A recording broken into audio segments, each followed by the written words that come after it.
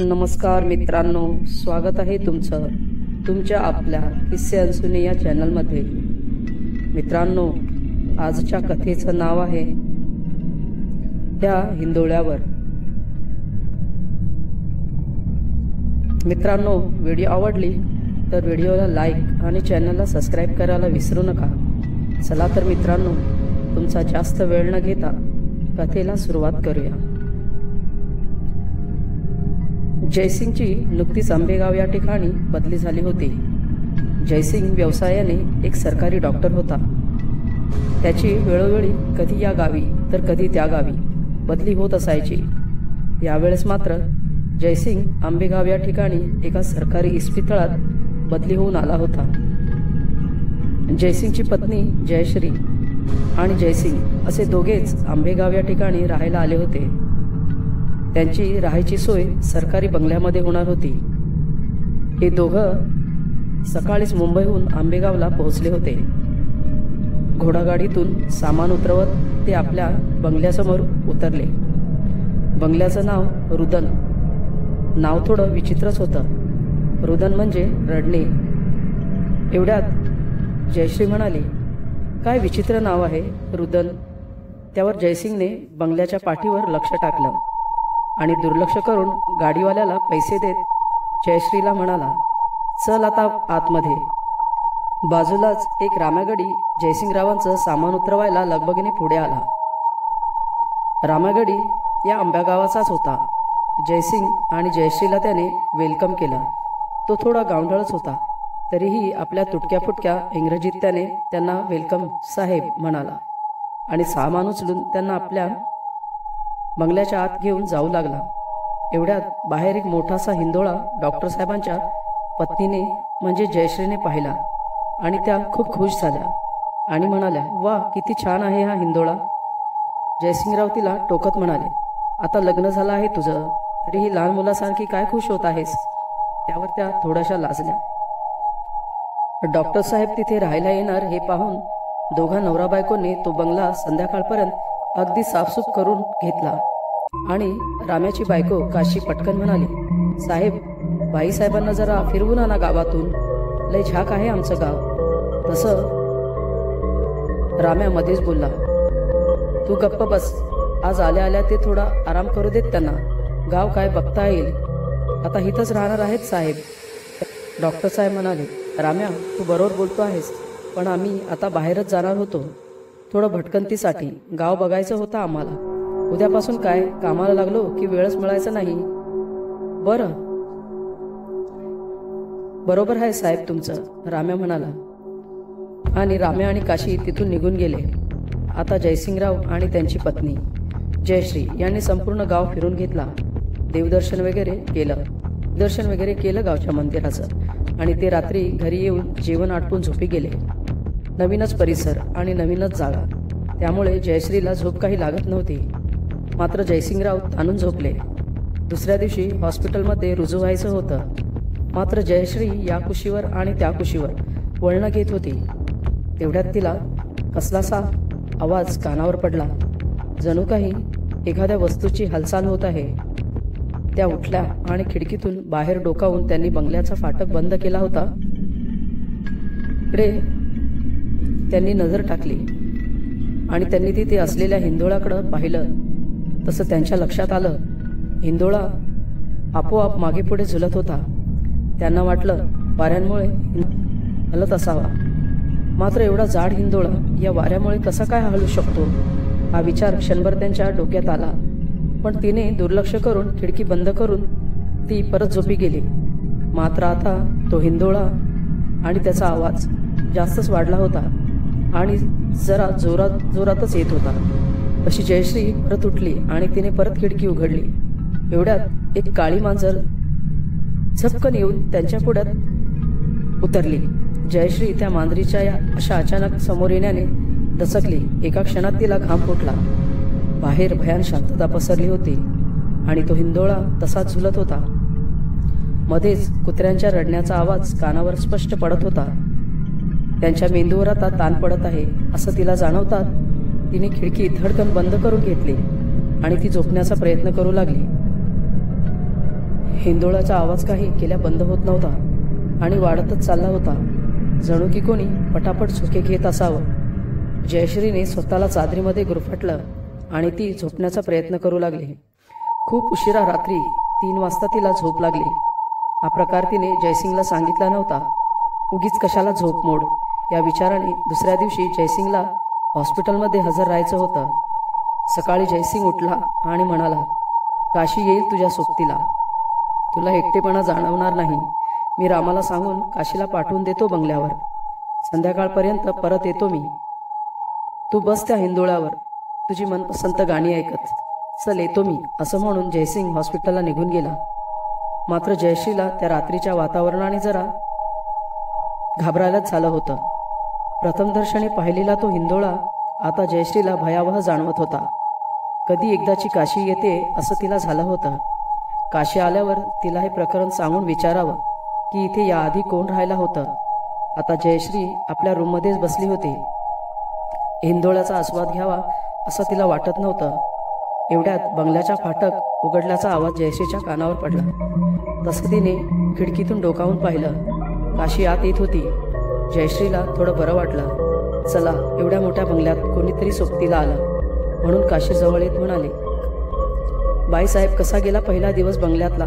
तसं जयश्री तिला म्हणाली, काशी ये जराशी जवळ बस आणि मला सांग, याआधी या बंगल्यात कोणी राहायला आलं होतं का.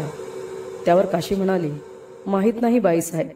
आम्ही पण 6 महिने झाले या गावात आलो आहोत. जयश्री म्हणाली, तरीही याआधी इथे कोणी राहायला आलं होतं. त्यावर काशी म्हणाले, माहीत नाही बाईसाहेब. आम्ही पण 6 महिने झाले या गावात आलो आहोत. याआधी कोण होतं काही माहीत नाही. सध्या तर रिकामाच होता हा बंगला. का बाईसाहेब, हे तुम्ही का विचारत आहात. काही नाही ग, रात्री जरा मला असं जाणवलं की या हिंदोळ्यावर कोणीतरी झोका घेत आहे. एवढ्यात पुन्हा बंगल्याचं फाटक वाजलं. तसं काशी आणि जयश्री दोघेही खिडकीतून पाहू लागले. आता फाटकातून रामे आत येत होता. तसं काशी लगबगीने त्याच्याजवळच गेली आणि म्हणाली, धनी तुम्ही का आलात. काय काम काढलं आणि हे काळं कुत्रं घेऊन का फिरतायसा. त्यावर राम्या म्हणाला, अगं साहेबांनी हे कुत्रं धाडलं आहे बंगल्यावर बांधायला, तेवढीच शेपटी. त्यांचं बोलणं होत असताना जयश्री त्यांच्याजवळ येऊन उभी राहिली. ती मध्येच म्हणाली, शेपटी म्हणजे काय. व शेपटीसाठी साहेबांनी कुत्रा पाठवला आहे तुम्हाला सोबत करायला. जयश्रीने विचार केला, अच्छा सेफ्टीसाठी म्हणत आहेस तू. आणि ती हसू लागली. मात्र रामाच्या हातातलं कुत्रं त्या हिंदोळ्याकडे पाहून भुंकू लागलं. त्याचा भुंकण्याचा वेग आता वाढला होता आणि तो सारखा फाटकाच्या बाहेर जाण्याचा प्रयत्न करत होता. आणि आता ते कुत्रं रडायचा आवाज काढून इवळू लागलं होतं. राम्या त्याला आत ओढण्याचा प्रयत्न करत होता, पण ते कुत्रं बाहेरच्या दिशेला धावण्याचा प्रयत्न करत होतं आणि एक जोराचा हिसका देऊन ते कुत्रं त्या फाटकातून पळत सुटलं बाहेर. हे पाहून जयश्रीला कसलीशी शंका आली. राम्या आता कुत्र्यापाठी बाहेर पडतच निघून गेला होता. आता जयश्री आणि काशी पुन्हा रूममध्ये येऊन बसल्या. एवढ्यात राम्या पुन्हा लगबगीने कसल्याशा बुडक्यासोबत परत बंगल्यात हजर झाला. दोघींनी पाहिलं तसं काशी पुन्हा आपल्या नवऱ्याजवळ गेली. काय हो धनी, कुठे पळाला आणि ते कुत्रं कुठं गेलं. त्यावर राम्या म्हणाला, हे घे आणि त्या हिंदोळ्याच्या आसपास पसरून ठेव.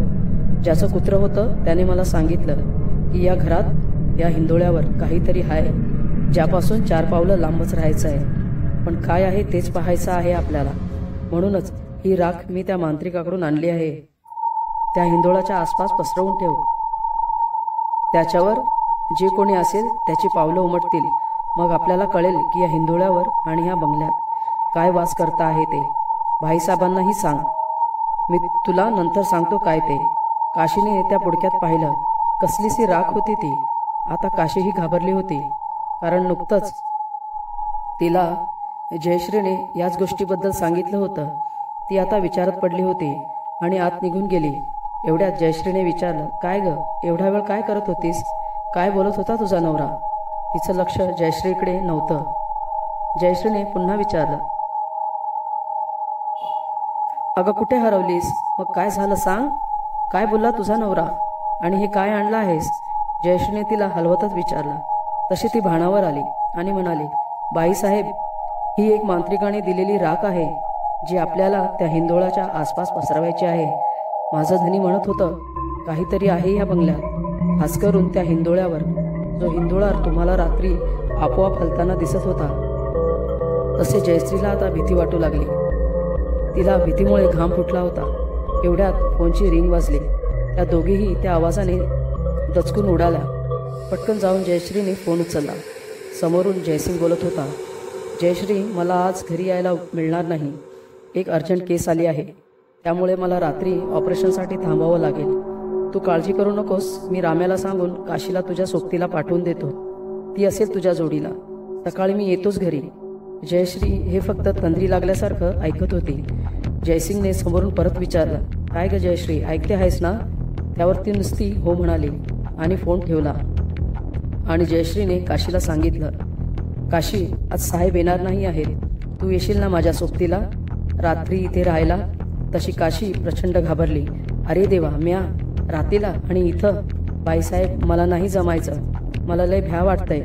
त्यावर जयश्री म्हणाली, अगं तू असं म्हणालीस तर मग माझं कसं होईल? त्यावर काशी म्हणाली, बाईसाहेब, मी पण येईन आणि माझं धनी बी येतील. मग आपण दोघं कसं राहायचं? ते पण असतील तर आपल्या सोबतीला बरं होईल. जयश्री ठीक आहे म्हणाली आणि जयश्री काशीला परत बोलू लागली, ही राख पसरवायची आहे ना हिंदोळ्याजवळ? काशी घाबरली होती. ती म्हणाली, मी नाही पसरवणार. माझं धनी येतील तेच पसरवतील. मी आता जाते बाईसाहेब. जेवणाचं करावं लागेल. ती येतील आता. जेवण उरकून येतो आम्ही इकडे. आणि ती निघून गेली. आणि आता जयश्री एकटीच त्या बंगल्यामध्ये होती. जयश्रीला खूप भीती वाटू लागली होती, कारण आता अंधार पडू लागला होता आणि काशी अजून राम्या आले नव्हते. एवढ्यात जयश्रीला हिंदोळ्याचा कुई कुई असा हलण्याचा आवाज कानावर पडला. तशी जयश्री दचकून खिडकीतून पाहू लागली तर हिंदोळा आपोआप झुलत होता. ती प्रचंड घाबरली. तिने खोलीचं दार घट्ट लावून घेतलं आणि तिच्या मेंदूवर खूप ताण आला होता आणि त्या भीतीमुळे बेशुद्ध होऊन जमिनीवर पडली. आता काशी आणि राम्या बंगल्यात आले होते. त्यांनी दार ठोठावलं, पण प्रतिसाद काही मिळाला नाही. म्हणून राम्याने खिडकीतून डोकावून पाहिलं तर जयश्री जमिनीवर पडली होती. ते पाहून राम्या प्रचंड घाबरला आणि लगबगीने तो खिडकीतून खोलीमध्ये शिरला आणि दार उघडलं. काशीने थंड पाणी जयश्रीबाईंच्या चेहऱ्यावर शिंपडलं.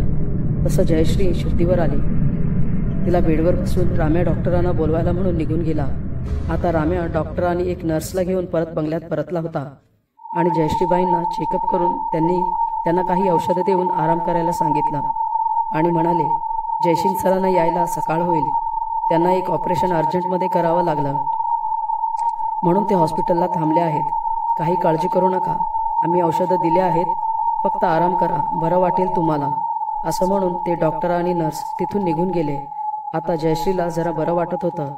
राम्याने त्यांना धीर दिला आणि म्हणाला, बाईसाहेब, काही काळजी करू नका. मी आहे सोबतीला. एवढ्यात काशीने नवऱ्याला त्या राखीची आठवण करून दिली आणि म्हणाली, ओ धनी, ही राख पसरायची आहे नव त्या हिंदोळ्याजवळ? पर मी नाही पसरायची. तुम्ही जाऊन पसरावा. मला तर लय भ्या वाटते. तसा राम्या ती राख घेऊन हिंदोळ्याजवळ गेला. राख पसरवण्यासाठी गेला. जयश्री आणि काशी रूममध्येच बसल्या होत्या. एवढ्यात त्यांच्या कानावर राम्याचा किंचाळण्याचा आवाज पडला. तशा दोघीही धावतच त्याच्याजवळ गेल्या. बघतात तर राम्या झोक्यापासून खूप लांब एका कोपऱ्यात विवळत पडला होता. काशी धावतच त्याच्याजवळ गेली आणि त्याला आधार देत उठवू लागली. राम्याच्या कमरेला प्रचंड मार लागला होता, मुकामार. त्याने राम्याला उठताही येत नव्हतं. कसं कसं दोघींनी आधार देऊन त्याला रूममध्ये आणलं आणि ते रूममध्येच बसून राहिले. काशीला दार बंद करायला लावलं. दार उघडू नकोस, इथं काहीतरी व्याध आहे. मी त्या हिंदोळाजवळ जाताच राख पसरवण्यासाठी वाकलोच होतो. एवढ्यात माझ्या कंबरट्यात जोराची लाथ पडली आणि मी एवढा दूर फेकलो गेलो. मार जबरदस्त होता. माझं हाड मोडल्यासारखं वाटतं आहे कमरेचं. तशा दोघीही प्रचंड घाबरल्या. राम्याने थोडी बहुत राख त्या हिंदोळाजवळ पसरवलीच होती. त्या राखेवर पावलांचे विचित्र ठसे पडले होते. माणसाच्या पावलापेक्षा मोठे, जणू एखादा आदिमानव असावा. काशी, राम्या आणि जयश्री रात्रभर त्या रूममध्ये बसून होते. रात्री हिंदोळाचा आवाज प्रचंड वाढला होता आणि कुत्र्यांच्या रडण्याचा, विव्हळण्याचा आवाज स्पष्ट ऐकू येत होता. रात्रभर रूमच्या बाहेर आणि बंगल्याच्या आवारात थैमान माजलं होतं पावलांचं. धडधड आवाज करीत फिरत होते त्या आवाजाने या तिघांचे हृदय त्या खोलीमध्ये थरथरत होते. आणि अचानक कोणाचा तरी रडण्याचा आवाज जोरजोरात त्या बंगल्यामध्ये घुमू लागला. किंचाळ्यावर किंचाळ्या फुटत होत्या या आवाजाने. बंगल्याचा पुरा परिसर हादरून निघाला होता. या भयंकर आवाजाने तिघही खोलीमध्ये बेशुद्ध पडले होते. आता सकाळ झाली होती आणि जयसिंग फाटकातून आत आला आणि तो खूप थकला असल्याकारणाने तो त्या हिंदोळ्यावर जाऊन बसणारच होता.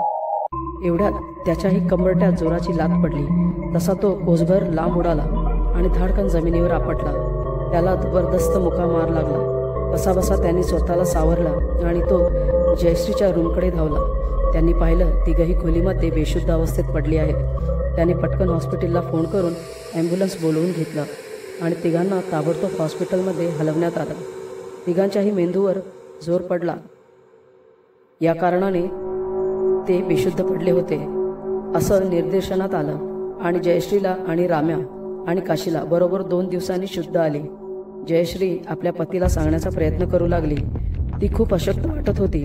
एवढ्यात जयसिंगनेच तिला धीर देऊन सांगितलं, मला कळलं आहे सारं, तू चिंता करू नकोस. आपण आता त्या घरात नाही राहायचं. मी दुसरी पर्यायी जागा शोधून ठेवली आहे.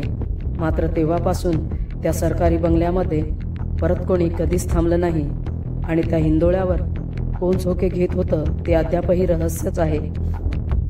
मित्रांनो, कशी वाटली ही कथा नक्की सांगा.